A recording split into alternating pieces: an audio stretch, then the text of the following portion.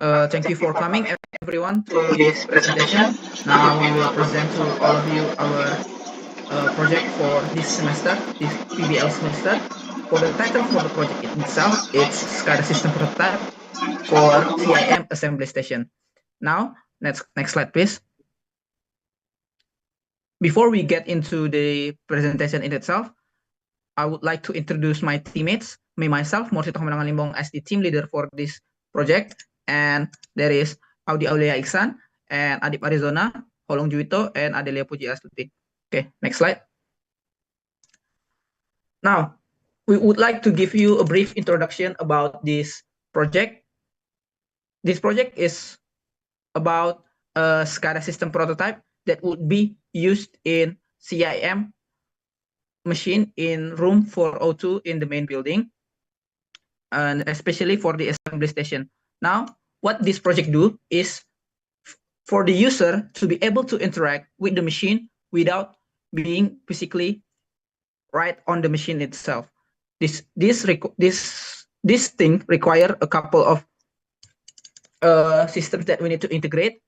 Except for the first thing is we need an ESP32 to sense communication wirelessly, and a PLC to be the communicator. Next slide, please. Now, the objective for this project is to build a SCADA system that is able to be communicating with the CIM machines. And after that is prioritizing control via smartphones and external devices. And after that is to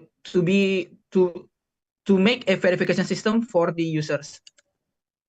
And last is to improve work safety and work efficiency. Next slide, please. Now we have two methods for this to achieve this.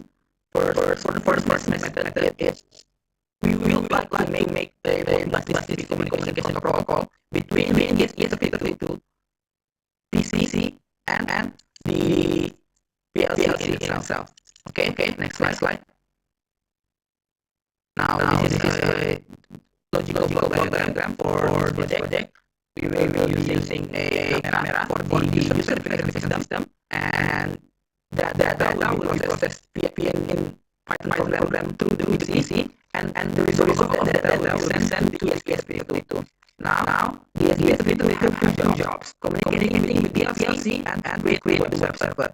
Now via the web server, it will give the ability to communicate with the ESP32 via external devices. Now the method we are using is Wi-Fi. And after that, the ESP32 communicate with the PLC FX5U via Modbus, and the PLC communicate with the I/O module. Next. Okay, this is the simple communication diagram. As you can see, we are using W5500 network module. This module enables the ESP32 to connect via LAN network. Okay, next slide. Now, for this method will be explained by my teammate. Siapa? I am. Oh, will be explained by Audi. Cut nanti itu ya. Okay, go ahead, Audi. Okay. Thank you, Maurice. Hello, guys. In this presentation, I will explain how a relay can function as a signal level shifter. The ESP32 works with a 3.3 volt DC signal, while the FX5U PLC operates at 24 volt DC, and since their voltage level are different, they can communicate directly. To fix this, we use a relay as an interface. The relay allows the low 3.3 volt signal from the ESP32 to control a 24 volt circuit and for the PLC. When the ESP32 sends a signal, it activates the relay coil, and the relays contact will switch the 24 volt signal that the PLC can read. This method safely connect low voltage microcontroller with high voltage PLC. ensuring proper communication without damaging either side. Okay, next. This is a block diagram relay as a level shifter.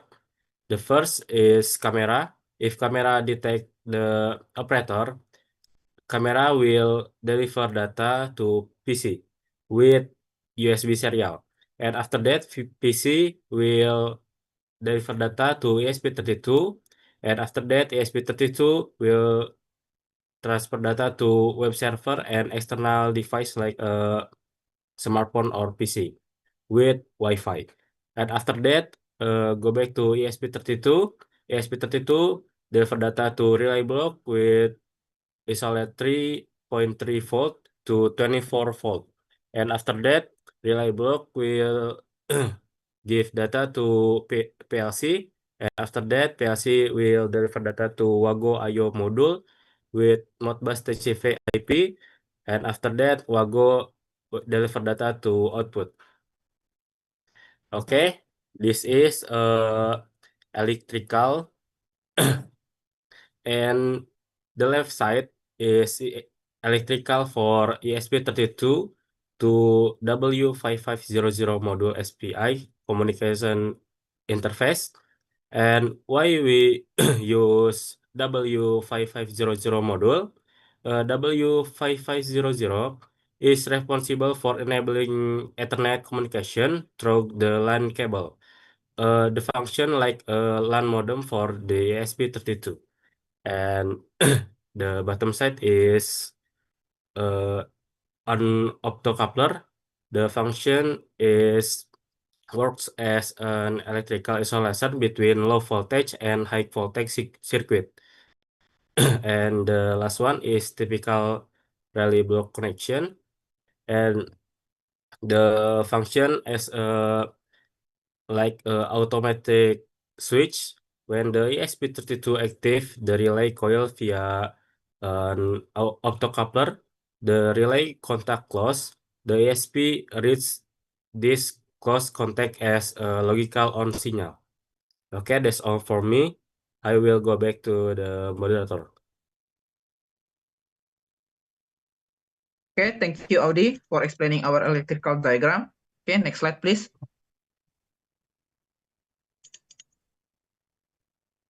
Okay, for the form of the device in itself and the mechanical properties of the device will be explained by Adip. Go ahead, Adip. Okay, thank you, Maurice, as moderator. So here is the main machine SCADA system prototype assembly station.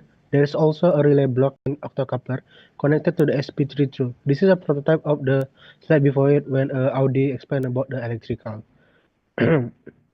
Next slide, please.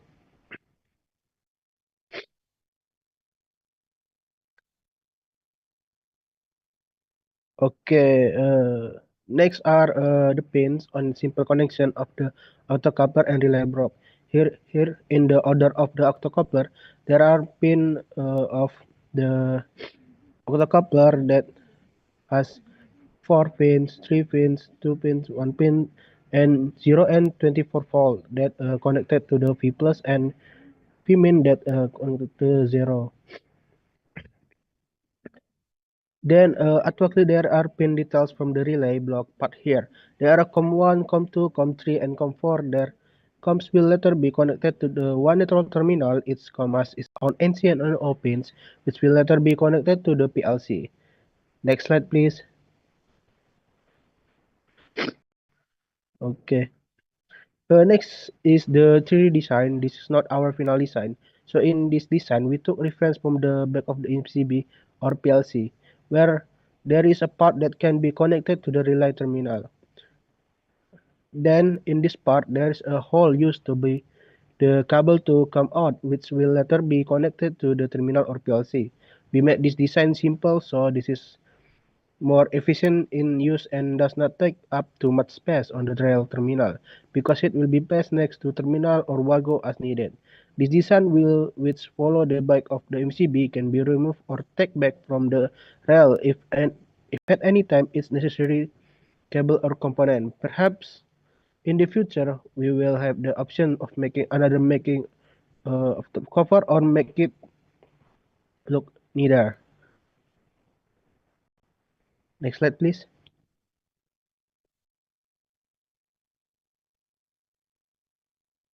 Oh, I think that's all from me. I will back it to the moderator.